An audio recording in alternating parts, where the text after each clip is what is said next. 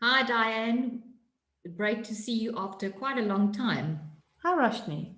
Welcome to everyone, and thanks for joining us on Dragonfly Vibe today for this June episode. Diane, what's been coming up in the last few weeks for you? Truth.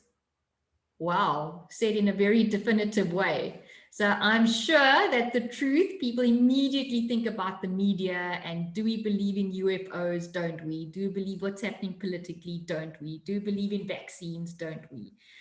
For me, absolutely. I think spot on, Diane. The concept of truth has been coming up in a different way, more around stepping into my own truth. And I found myself getting quite frustrated that I haven't quite defined that yet. And the image I got as I was driving to come and record this conversation today is when you're sleeping in a dark room and you open the shutters or the curtains and that sun immediately blinds your eye, or if you're driving in a tunnel with low lights and you suddenly come out into the bright sunshine, it's quite hard to adjust your vision or get used to such brightness. And what I realized is sometimes, as much as we are seeking the truth, we may not be ready to know what it is. Correct. We may not be able to handle what has come to light. So I'll give you a little story that happened a couple of years ago. A friend of mine came into town to do a course, and I went to meet her for a cup of coffee at the little place she was staying at. And while we were sitting down having our coffee, I asked, "Do you have any rusks or any biscuits?" Because it was, I think, 7:30, a little bit peckish.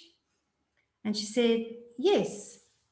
And she went and opened her cupboard in the little place she was staying at.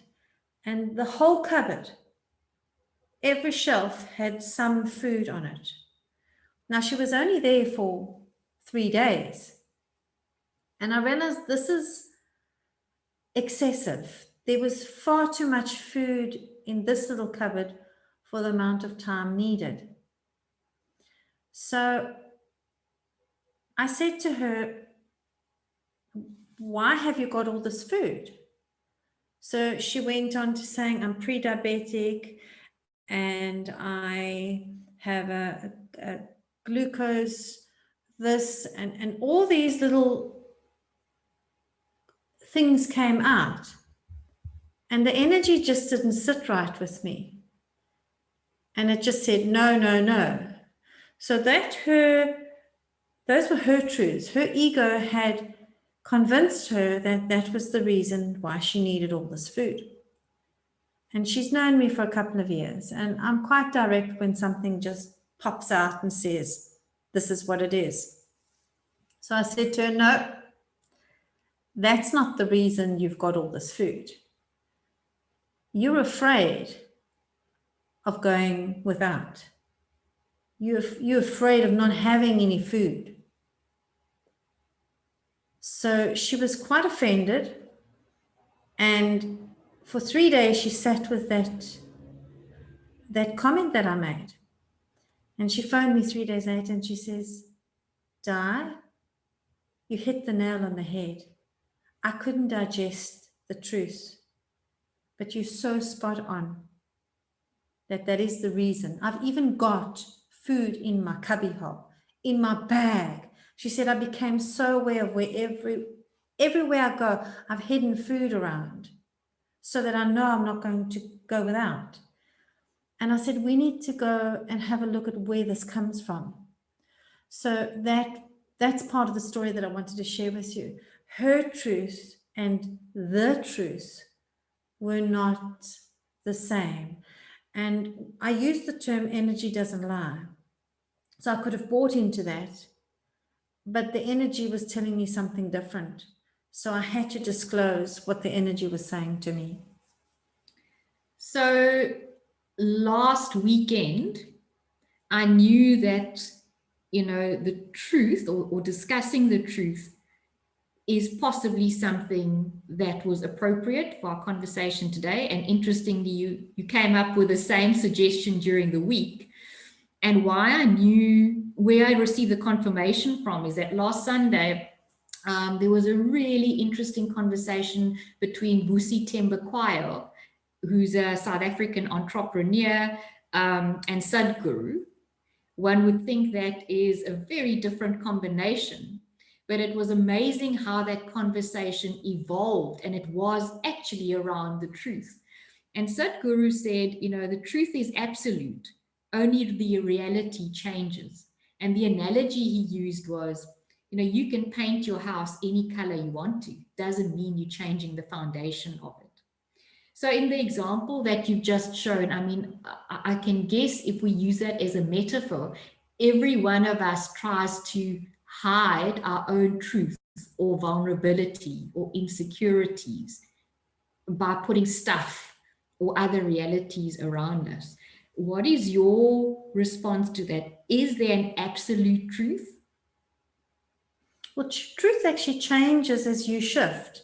So as you can see in this example, her truth was one thing, but when I brought the light onto another version of the situation, she could see it from another angle. When she became comfortable with it, because I threw a curveball at her, she wasn't expecting that. So she hadn't even looked at that. So truth is then scary because it's the unknown. And once she'd sat with that for about 3 days and looked at the whole situation and dug deep, she realized that that truth was an old truth that worked for her, but no longer sits well with her. And she had to start making some changes for herself. And that was the internal growth. And often I say to people, ask a question, what is the motive? What is the reason? And you get to a truth. I said, then ask again and again, because there's layers to the truth. It's true today, ABC. Tomorrow, the truth can change if you perceive it from a different perspective. So truth is not constant. It shifts with you, or it shifts as you shift. Diane, I'm just thinking, does it shift as you shift or changes, depending on the circumstances? Or is it a case of the perspective that you look at it from? So, you were asking me earlier, Roshni, what is the time? And I said, it's 4:00 in South Africa. What I meant was, well, it depends where you're asking from. If you're in the US or Australia or India, the time would be completely different. Then I would be lying by saying it's universally 4:00, right? So perspective is really, really important to try and distill or maybe get closer to the truth. Would that be a fair way of positioning it?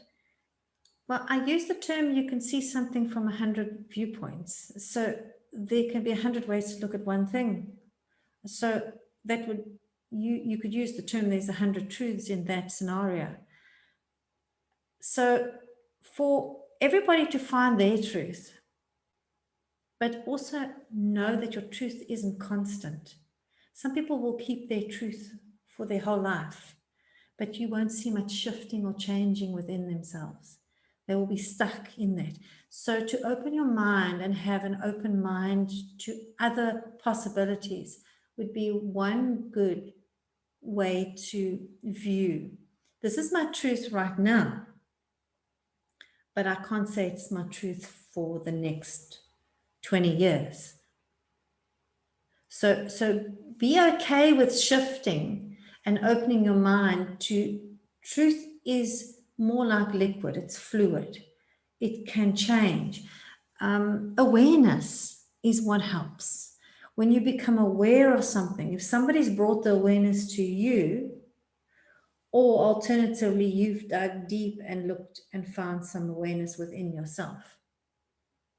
So when you hear a similar story about something from a few different sources, there will be some truth in it. It might not be all the truth, but there will be some truth in it. So that's a good time to look at, does your old truth that you had about that belief, does it still exist? Or have you become aware of more information or more knowledge? The truth then will change. And this is super interesting because this morning I was chatting to someone about insurances, and we got onto the topic about risk management. And I said, we know when it comes down to risk management, it all comes down to a probability. And everyone sees that probability from a different perspective because, it is in everyone's interest to make sure that risk shows up as low as possible so that everyone is comfortable. However, in that process, what happens is that you pick up people who are stuck into a certain belief pattern, either because they believe in one set of information, or that is how things were in the past, or there's almost like a positivity bias, i.e., you don't want to see that the truth could show up something that you don't want to see or respond to.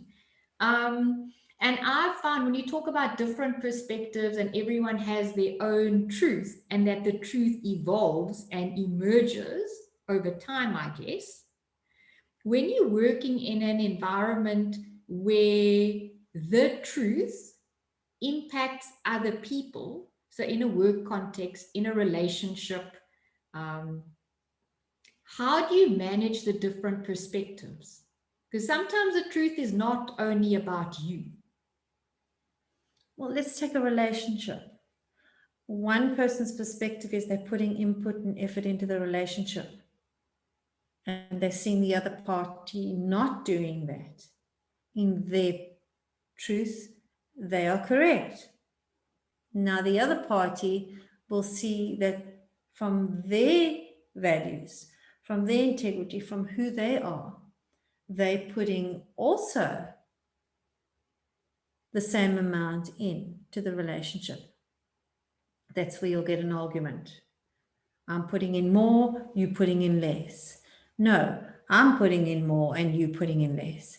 So the truth to the two different parties will, their perspective and their understanding of the scenario is not the same. Okay, and their belief is correct to them. So that's when you need an external view of it.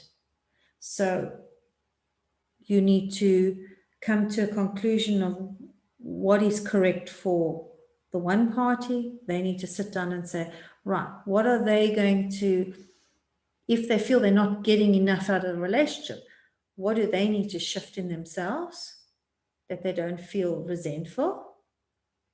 And if they're not prepared to do the work, that relationship will stay the same. So truths change and perspectives of truths. And it's very real for each individual.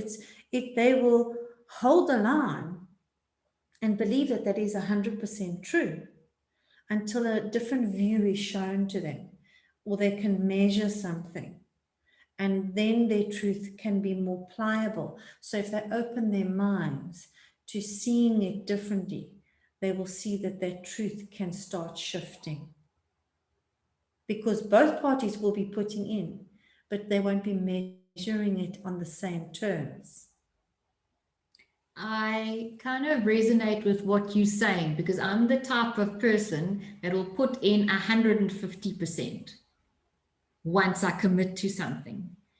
And what you find is if there's not an equal give and take towards a common defined purpose, then that project, that relationship, that intent becomes unsustainable. And that I've been thinking about quite a lot in the last few months. And alongside that, the concept of loyalty. So loyalty, honor, integrity, sometimes these words are used interchangeably. Diane, speak to us about what the terms loyalty versus integrity. Well, we spoke about that a bit earlier. Some people can be very loyal to something they feel quite strong about. And the vibration of loyalty, the frequency of loyalty will have a specific resonance. It will have a specific wave pattern of energy. But that loyalty can be destructive to somebody if they are doing it over and over at their own detriment. Beneficial maybe to the other party or other parties involved, but destructive to themselves because they are overselling themselves.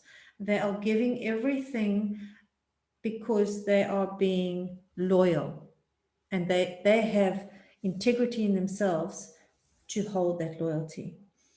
But when the loyalty overrides self-integrity, self-value, that becomes destructive. So the vibration of then integrity, self-integrity, is a higher vibration to loyalty. And then that individual will have to look at if they've placed loyalty higher than integrity, they're going to keep on falling short and they're depleting their energy and it won't be sustainable. Until they learn the integrity within themselves and what is right for the circumstance, for the situation they're in, they cannot make the shift into self-integrity and see what is right for the circumstance. Now, integrity is a word and a principle that I resonate very, very strongly with. And it's not an easy thing to manage because it makes me constantly ask the question, why am I doing this? And are my actions supporting my why closely enough? When it comes to loyalty and your overview of what it means to you, what I was thinking about is in order to stand in your integrity, you've got to be loyal to yourself first. Often we are loyal to people around us, the places we work with, the brands that we choose to buy, the places that we visit. And unless those places, those things, the people make me feel whole, then I've got to wonder whether my loyalty is directed in the right areas. Because I think most of us know when something is good for us, i.e., there's truth in it, or something just feels off. But do you choose to continue being loyal and pull the wool over your eyes around something that's showing up in a way different to what you hope it would be, i.e., it's not always a pretty picture, it's not always a warm feeling? Or do you stand in your integrity and say, look, I trust my gut feel, I trust who I am, I trust my judgment to say perhaps that truth is no longer what it was before? It may sound complicated, but these things are not crystal clear. So, Diane, if I pose that to you, how would you help us discern at what point is your integrity and your own sense of truth telling you something that you need to look at closely to those things you believed were once right for you?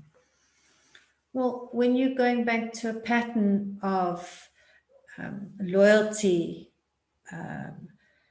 duty, whatever it is, where did that originate? What programmed you? Is it from previous inclinations? Is it from family? Is it from self doubt. So you've got to start looking at what are the origins of that.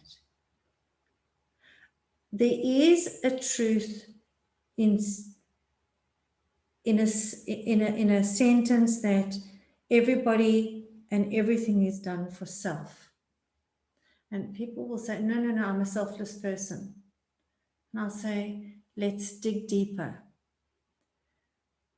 And when you get to a deeper truth, it is always for self. Because if you're not benefiting from it financially, if you're not benefiting it from an emotional perspective, if you're not benefiting from a physical perspective, the soul is still growing from the experience.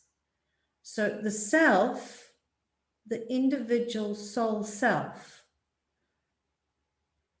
has always and is always doing something, the act for itself, even at its own detriment, to learn something. So there you could say everybody's doing it for self. And I've had that discussion with people and they've argued. And when I've shown them the bigger picture of, well, what's the payoff? The payoff is always benefiting self on some or other level, to feel sorry for oneself, to feel good about oneself, to feel you're making a change, to sacrificing yourself, to getting accolades, to getting somebody to say thank you or recognizing you. As we spoke about last time, when I asked this particular person why were they doing all these courses, they answered by saying recognition. The self needed the recognition to drive to do more courses. So the benefit was of self, that when they realized that truth about themselves, it just brought the light in. They were doing it still for self. Although on the external, it was looking like they were helping everybody else through the modalities. So let's go back to Sadhguru's example and put it into practice just based on the information you've shared or the example you've shared. So you could go into studying those various courses and saying, yes, it could help other people, or it's going to grow my business, or it's going to put me into a different direction. That's why you think you are going to do this. You do the course, you get the certificate or the accolades, your reality has changed or shifted, but the truth still hasn't been addressed.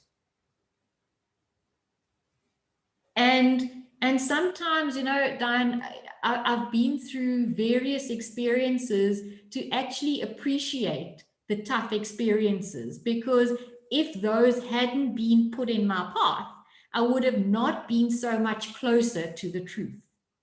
It's almost like you need to see the dark to appreciate the light. Well, you've got to be pushed down that road sometimes because you don't know what you're looking for. So when you don't know how to discover the truth, sometimes it has to be pushed upon you. And soul is very clever at helping you discover you. There are some souls that just don't want to do any work,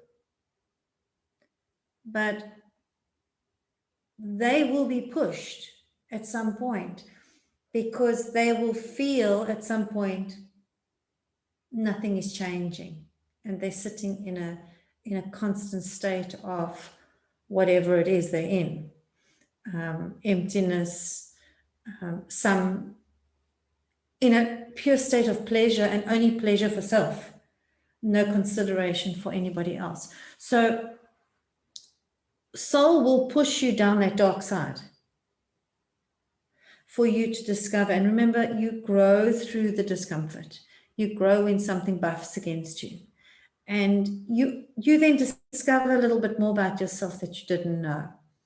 So yes, there are lots of things about ourselves that we don't know. We haven't even contemplated. We haven't even perceived about ourselves. And once we have an experience or something comes to light and we discover something else. And it's something we may not like. It's something we may want to run from. And yes, that is a possibility. But at some point, you're going to have to turn around and look at it. And that is an individual choice. When and where you want to discover deeper aspects about that. And it's also about a state of readiness. So I spoke to you about, the balance between seeking the truth and allowing for transitions, because certain transitions have to happen so that you become more ready for the truth. And if we take, the statement that was made in that podcast with Vusi Tembakwa and Sadhguru around the truth is absolute, well, then it's something that you're going to come nearer over time, and most importantly, through experiences. Because if things are going to show up when those lights are turned on to the real reality, and you want to dim the lights or turn a blind eye or walk the other way, well, then you're saying no to the experience, right? And then the journey will be that much longer. So, Diane, we are living in interesting times, which are overwhelming for a lot of people. Talk to us about how best we can manage ourselves, be kind to ourselves, and navigate through these transition phases. I suppose that would be different for everybody. So again, there's no one fixed path for that shifting for everybody. But whatever level you are on spiritual level, soul level, you will have a truth about that also. And as you grow again and more, that truth will change even through my work. The knowledge that I've gained through the work,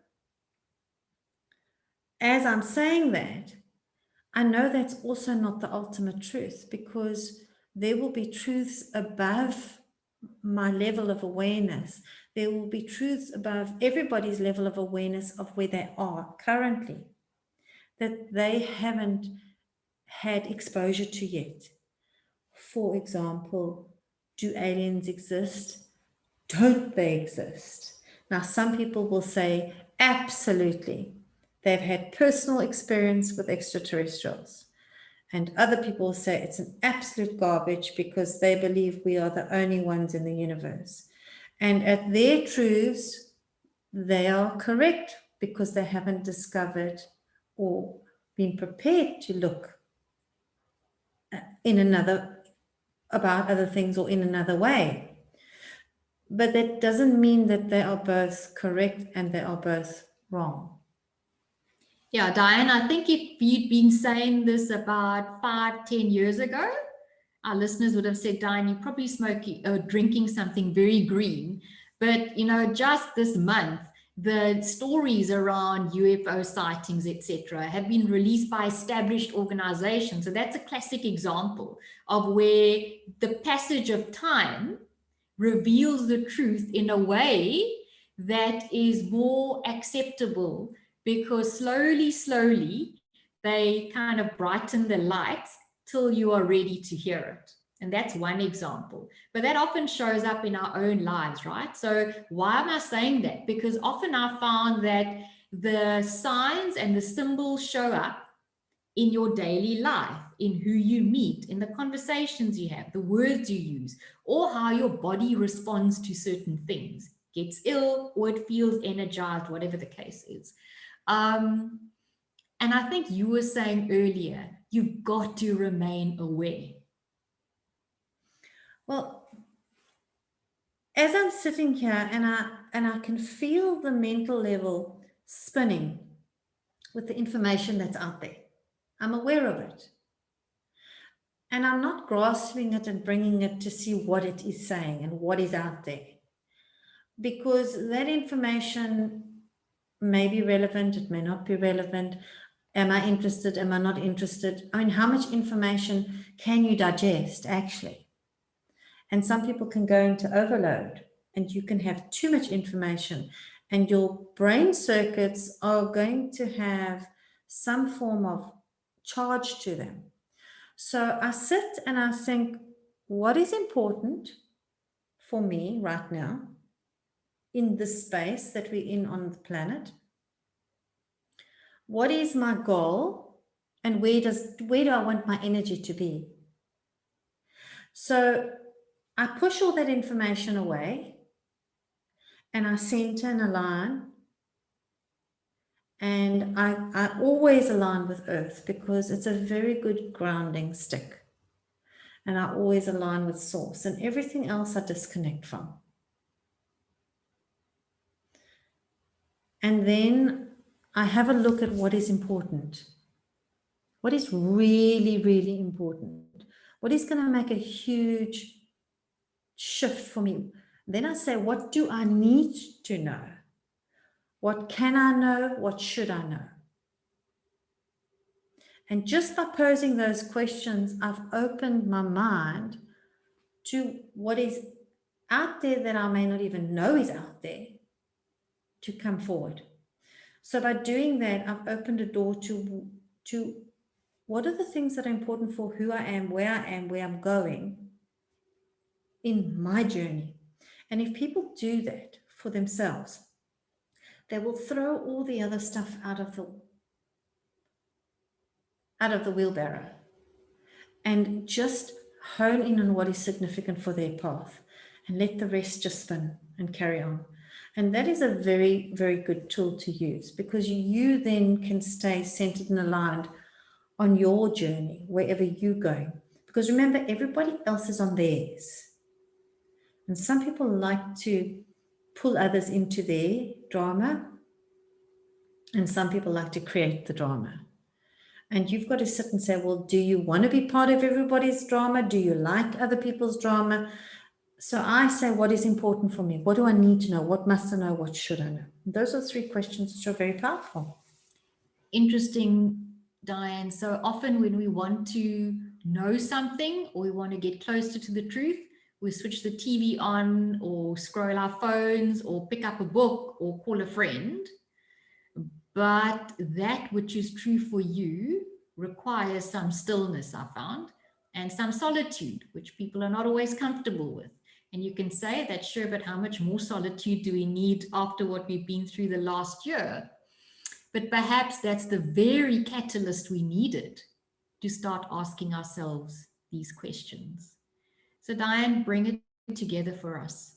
Well, you can be in solitude physically, but it doesn't mean you're in solitude mentally and emotionally. You can be in turmoil. So it's to bring all the aspects of yourself into that centered space. Your physical being, your emotional being, your mental being, and of course, your emotional levels. So all the aspects of yourself, your physical, your emotional, your mental, and of course, bring it into alignment with your spiritual self. Thanks, Diane. So, listeners, I hope this has been of use to you, because it's really interesting that myself, Diane, and that conversation I alluded to last weekend, all of them are speaking about the truth. So obviously, there's a clear need for people to seek this truth in a more intentional way, and in a way that's right for you. There's no one formula that fits everybody. Well, at the moment, there's a global shift happening too. So you'll find a lot more people that are thinking on a similar wave pattern are grouping together and searching for similar things. So yes, you'll also find those, and there will be waves of energy and consciousness that's shifting on bigger platforms. So Diane, what are some of the tools and techniques that have worked for you and some of the clients that you've worked with? Well, for me, the centering is always important. And when you cannot center or hold your energy stable, I've used the term like an electrical cable flipping around, you become a danger to yourself and everybody else. And these are things we're not taught, but we should be taught. to learn how to manage your own energy, that you don't impact on others and lash out. You need to learn that self-discipline, that self-control. So just having self-respect, self-value, self-love, you would naturally want to bring your energy into a place that's comfortable, which means you know what you can and can't do with your energy. You know where your strengths are, you know where your weaknesses are. So I would personally work on a visualization, and this you could lie down on a bed, sit on a chair, and you could visualize yourself with like a wind or electricity, and the energy is just flipping around all over the place. And you haven't got a hold of it because it's doing its own thing. All you need to do is imagine you take your hands or you bring something from the outside and you bring that energy all back into a good, solid form around you. And if you can do that and you can learn how to hold that, you will feel the energy flipping when it does, or you'll feel when somebody else's energy is trying to provoke yours. But it's to get to know yourself on those levels. If you're too busy in the head or you're too busy in the physical, you don't always have a hold or a contact with this part of you. And that would be something I would work on and practice a lot. And then once you know how to hold that, you can go out into the so-called Wild West where all the craziness is, and you can see how well you can keep your space. But that for me would be the best practice right now. And to those of you who are more movement inclined like I am, so I'm not great at sitting still and visualizing those aspects while sitting still, that can last for short bursts for me. I find that movement, so exercise, walking, riding my bike, whatever works for you, and around the principle of integrity, I really want to share this with you because it's worked for me quite well, particularly over the last year, is I like to use the spine as a symbol of integrity. And I find when I go walking and I focus on really bringing my spine into absolute alignment, my posture shifts, my mental clarity expands, and I feel better. I feel more confident in who I am by the time I'm done. And interestingly, after that, because I'm so much more clearer and almost anchored within myself or where I'm at that point, things seem to flow a bit easier. So I hope between, the meditation technique that Diane shared with you and my more movement oriented technique, something resonates, something strikes, but it's all about what works for you and what you're comfortable in. And what I found is, I think in our last conversation, Diane, I was asking, does this have to always be so serious? And it's about just staying curious and playing around with it and trying different things. Well, it's discovery of self. Yeah. So once you know yourself, you're much more empowered in yourself. Even your walking, your cycling, swimming, whenever you're in contact with the physical earth, you are anchoring that energy. So the walking will do the same thing. The swimming would do the same thing. You are anchoring yourself into some earth energy, your feet on the ground. And that's always good to bring that energy down into a more solid form. Thank you, Diane. Always an absolute pleasure having a chat to you. And it seems like we always run out of time. But I hope that what we've shared with you somehow helps you along your path. So whether it is that you're meditating at home or journaling or doing something outdoors, just keep it safe and look after yourselves, and we'll be back with you in a month from now. Bye-bye. Bye.